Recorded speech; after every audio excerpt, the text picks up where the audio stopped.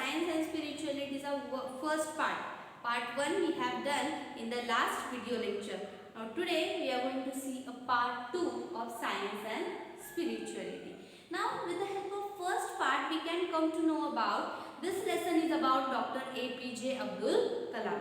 आपल्याला पहिल्या लेसनच्या मदतीने अर्थातच हे लक्षात आलेलं आहे की हा lesson doctor APJ Abdul Kalam यांच्याशी रिलेटेड यांच्याशी निगडीत आहे. Now let's see the part second. In the 1960 when Dr. Kalam joined ISRO, जेव्हा 1960 मध्ये डॉक्टर कलाम यांनी ISRO जॉइन केलं. He joined ISRO in 1960. The long form of ISRO is Indian Space Research Organization. Indian Space Research Organization ISRO. तर ती कधी join केली doctor Kalam यांनी 1960 मध्ये. It was just a fledgling organization. Fledgling means new and unexperienced. नवीन अनुभव नसलेली संस्था.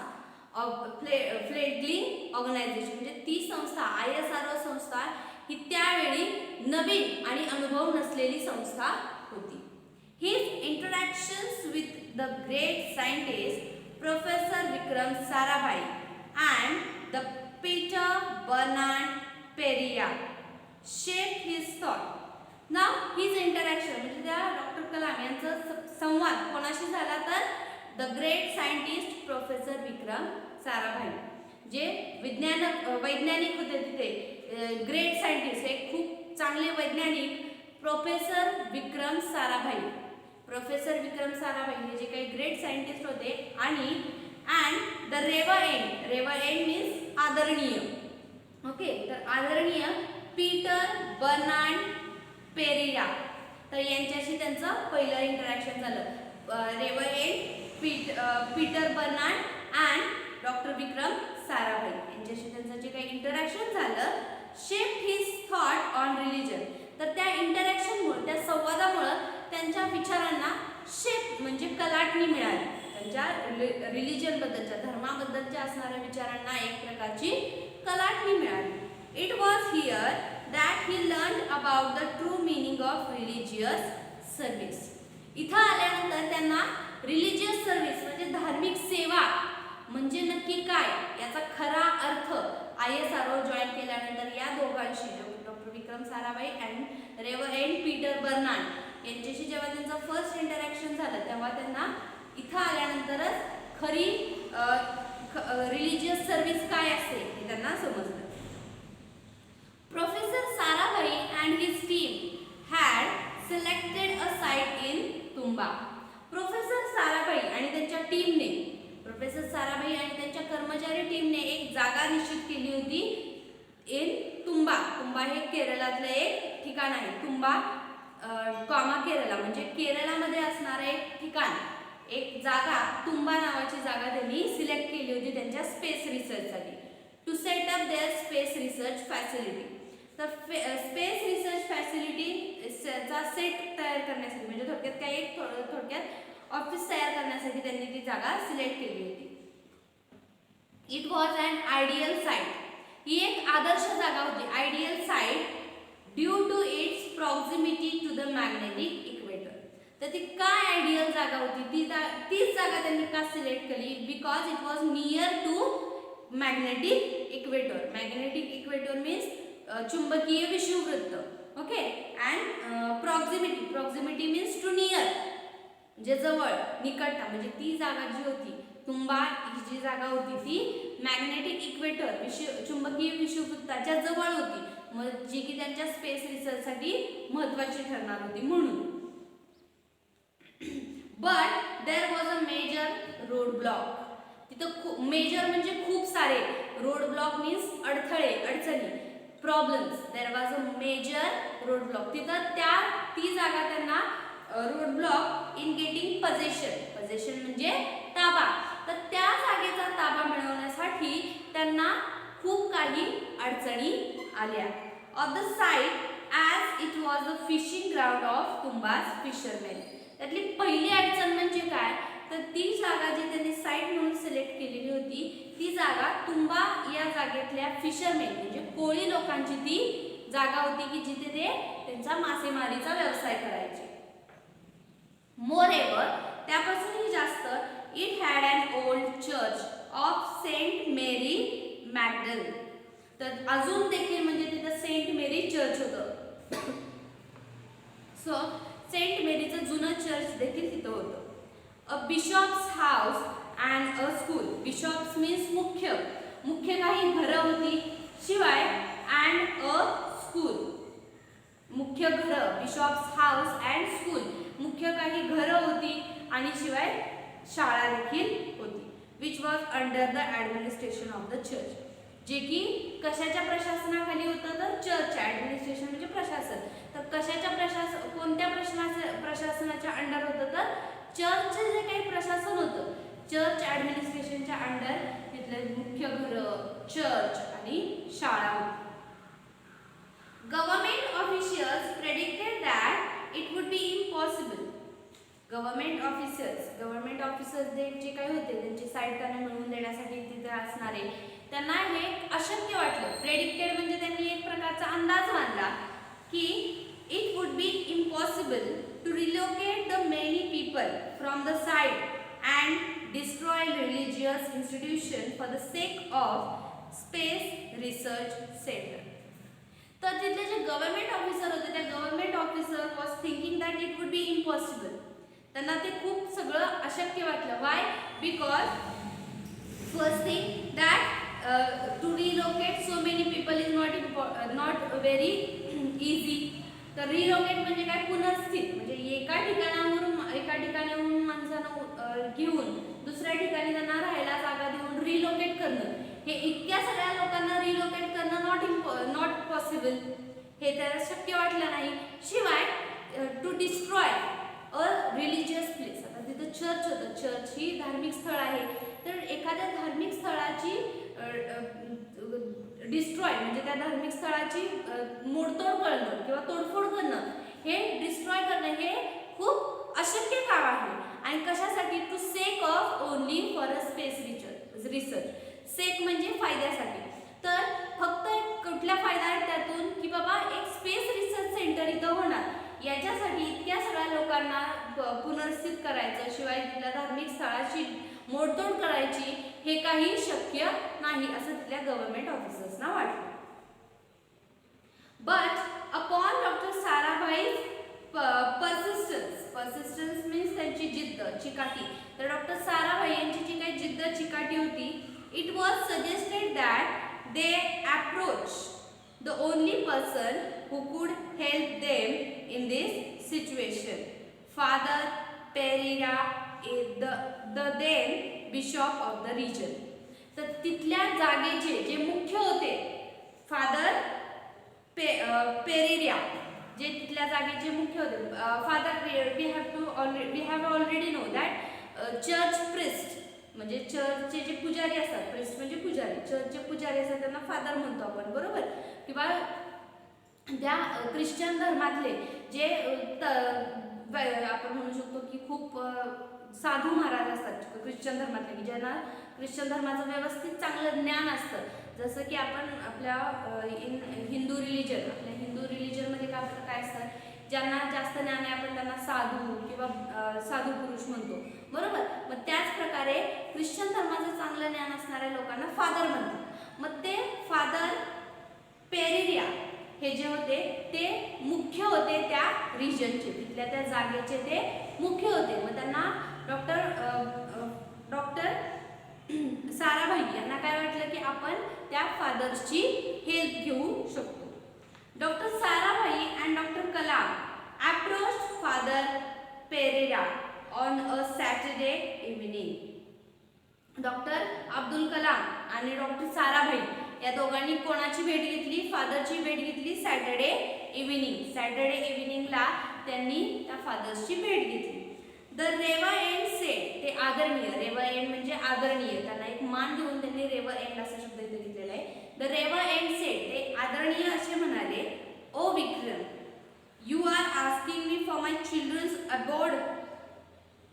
म्हणजे ते फादर जे काय ते विक्रम साराभाई यांना म्हणाले, oh Vikram, you are asking me for my children's abode abode means house, निवास, राहण्याचं ठिकाण, राहण्याची जागा. तर ते फादर त्यांना म्हणाले की तुम्ही माझ्या चिल्ड्रन म्हणजे माझ्या मुलांच्या बद्दल, म्हणजे फादरसाठी तिथली जी काही त्यांच्या रिलिजनमधली जी काही सगळी मुलं किंवा माणसं, स्त्रिया ज्या असतात ते सर्वच त्यांच्यासाठी त्यांची मुलं असतात. मग ते म्हणाले की माझ्या या सगळ्या मुलांच्या निवासाबद्दल तू विचारतोयस मला, म्हणजे या सर्वांना मला इथून उचलून दुसरीकडे कुठेतरी जावं लागणार, हे माझ्या सगळ्या मुलांच्या निवासाबद्दल तू विचारतोयस. फॉर माय ॲबोर्ड, माझ्या देखील निवासाबद्दल. आता हे सगळे गेल्यानंतर चर्च इथून जाणार, मग मला देखील इथून जावं लागणार, माझ्या देखील निवासाबद्दल तू मला विचारतोय. अँड फॉर गॉड्स ॲबोर्ड, आणि शिवाय चर्च जाणार म्हणजे इथून देव सुद्धा जाणार, म्हणजे तू देवाचंही निवासस्थान हलवायचं विचारतोयस का? हाऊ इज इट पॉसिबल, हे शक्य कसं आहे? म्हणजे एवढी सगळ्या लोकांनी जायचं, मी देखील जायचं, इथून आमच्या देवानेही जायचं, हे कसं शक्य आहे? Father Pereira that invited the party to visit the church on the Saturday morning. त्यानंतर ऑन द संडे मॉर्निंग, नंतर सॅटर्डे इव्हिनिंगला त्यांची भेट झाली. त्यानंतर फादरनी काय केलं, संडे मॉर्निंगला, दुसऱ्या दिवशी सकाळी मॉर्निंगला त्यांनी एक पार्टीची अरेंजमेंट केली चर्चमध्ये.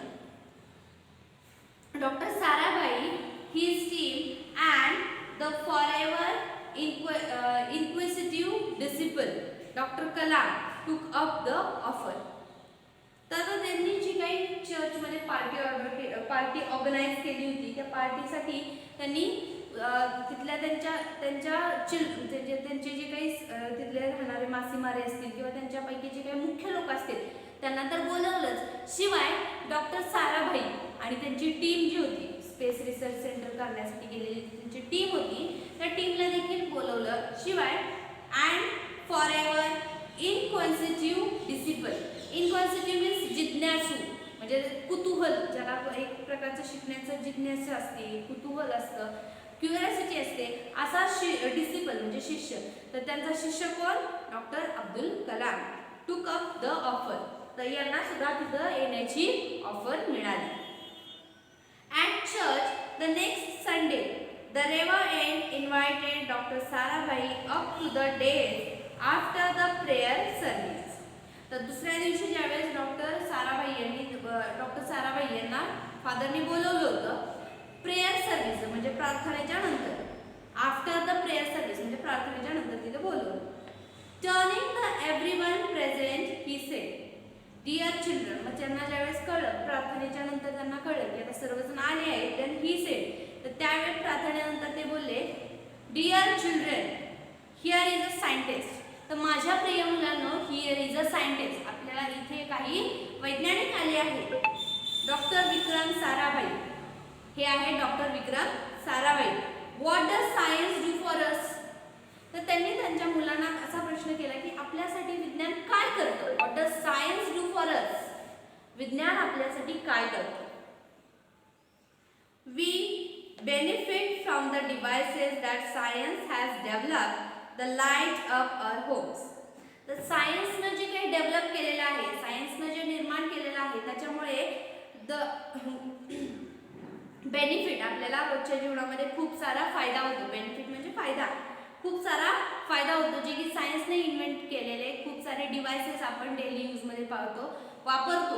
शिवाय we light up our homes with help of science only, असं ते म्हणाले. ते म्हणाले आपल्या घरामध्ये जे लाईट चाललेल्या आहेत त्या सुद्धा सायन्समुळेच आलेल्या आहेत. I am able to talk to you using this mic. त्यांनी एक माईक घेतला होता. माईक म्हणजे आपल्याला माहिती आहे माईक, तर त्या मायक्रोफोन, माईक MIC माईक म्हणजे मायक्रोफोन. तर त्यांनी जो काही मायक्रोफोन घातलेला होता, माईक होता, तर म्हणले I am talking to you with the help of this mic. आता मी तुमच्याशी जो काही आता बोलतोय ते हे माईकच्या मदतीने बोलतोय. Thanks to technological advancement means प्रगती. तर मी ह्या टेक्नॉलॉजीची जी काही प्रगती आहे याचा मी खूप धन्यवाद व्यक्त करतो इथे. Medical science allows doctor to diagnose and treat patient. Medical science जे आहे म्हणजे आपलं जे काही मेडिकल सायन्स आहे, तर मेडिकल सायन्स अलाउज डॉक्टर. तर मेडिकल सायन्समुळे डॉक्टरना पेशंटला डायग्नोज करायचं म्हणजे पेशंटला काय रोग झाला हे पडताळणी करता येते overall and treat the patient आणि शिवाय पेशंटला ज्या त्या ट्रीटमेंटनुसार ट्रीट करता येतं. पहिल्या काळी सायन्स मेडिकल सायन्स इतकं पुढे गेलं नसल्यामुळे वैद्य लोक असायचे आणि ते वैद्य लोकांना एवढंही काय करायचं नाही. आता आपल्याकडे मेडिकल सायन्स इतकं पुढे गेलेलं आहे की प्रत्येक गोष्टीला डायग्नोज करण्यासाठी, प्रत्येक गोष्टीची पडताळणी करण्यासाठी, प्रत्येक आजाराला डायग्नोज करण्यासाठी आपल्याकडे उपकरणं आहेत. अगदी आपल्या शरीराच्या आतमध्ये काय झालेलं असेल तरी सुद्धा काही उपकरणांच्या साहाय्याने, एक्सरे मशीन असेल, सोनोग्राफी मशीन असेल, त्याच्या साहाय्याने आपल्याला आपल्या शरीराच्या आतल्या इजा समजू शकतात. म्हणजेच काय तर ह्या मेडिकल सायन्समुळे to diagnose the people and to treat them it becomes easy. हे मेडिकल सायन्समुळं हे खूप आसान झालेलं आहे. Science and technology enhance the overall comfort and quality of human life. Sir science and technology जी आहे, विज्ञान आणि तंत्रज्ञान जे आहे त्याच्यामुळे एनहान्स म्हणजे वाढवणे, तर त्याच्यामुळे काय वाढलं जातं तर overall comfort and quality of human life. आपल्या जवळजवळ पूर्ण सगळा मानवी जीवनाचा दर्जा, क्वालिटी म्हणजे दर्जा अँड कम्फर्ट म्हणजे आराम, म्हणजे सायन्स अँड टेक्नॉलॉजीमुळे आपला जगण्याचा दर्जा उंचावला आहे. शिवाय आपल्या जगण्यामध्ये एक प्रकारचा आराम आलेला आहे. कारण because of only science and technology today we are using lots of technical things. तर सायन्स अँड टेक्नॉलॉजीमुळे आपण दिवसा कितीच प्रकारचे टेक्निकल आयटम्स वापरतो, बरोबर. जसं की गाडी, car, motorcycle, fan, TV, fridge, these are all technical things. आता हे सगळे काय टेक्निकल थिंग्स आहेत, हे सायन्स अँड टेक्नॉलॉजीमुळेच आलेले आहेत. म्हणजेच काय तर सायन्स अँड टेक्नॉलॉजीमुळे आपल्या लाईफचा, आपल्या जगण्याचा दर्जा उंचावला, शिवाय आपल्याला कम्फर्ट, आराम देखील मिळाला. And what do I do as a preacher. तर मी एक उपदेशक म्हणून काय केलं, मी सायन्स अँड टेक्नॉलॉजीला काय दिलं असं ते बोले. I pray for you, for your wellbeing and for your peace. In short, Vikram and I are doing the same job. Both science and spirituality seek the Almighty's blessings for the prosperity of the human mind and body. Now, he said that and what do I do as a preacher? Preacher means उपदेशक. तर मी एक उपदेशक म्हणून काय केलं, I pray for you, मी प्रार्थना करू शकतो. फॉर युअर वेल-बीइंग, तुमच्या चांगलं होण्याची मी फक्त प्रार्थना करू शकतो. म्हणजे त्यांचं काय म्हणणं होतं की आपण काय करतो, आपण फक्त प्रार्थना करू शकतो, पण सायन्स अँड टेक्नॉलॉजीमुळेच आपल्याला सगळं आपल्या लाईफचा दर्जा उंचावतो आणि आपल्याला कम्फर्ट मिळतो. मग त्यामुळे आपण काय करतो, आपण फक्त प्रार्थना करतो. फॉर युअर वेल-बीइंग, आपलं चांगलं होण्यासाठी आपण फक्त प्रार्थना करतो.